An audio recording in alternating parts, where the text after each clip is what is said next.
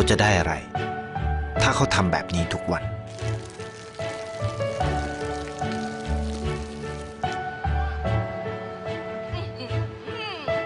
เพิ่งจะมา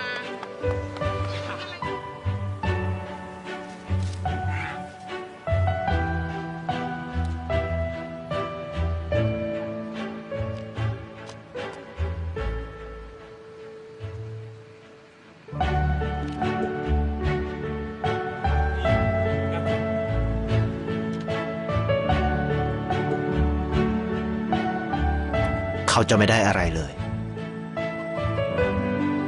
ไม่ได้รวยขึ้น ไม่ได้ออกทีวี ไม่มีใครรู้จัก ไม่ได้มีชื่อเสียงที่มากขึ้น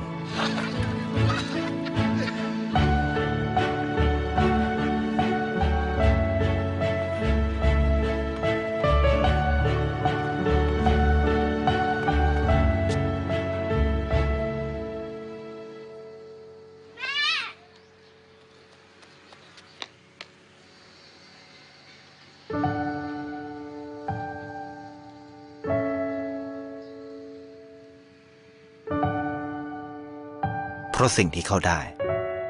คือได้แค่ความรู้สึก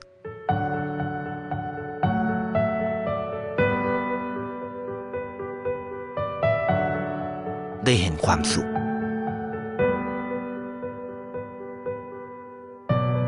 ได้เข้าใจ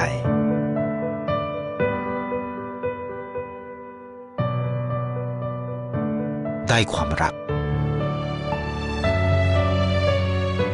ได้ในสิ่งที่เงินซื้อไม่ได้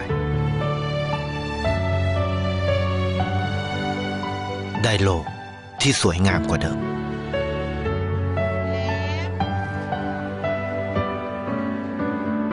ในชีวิตคุณ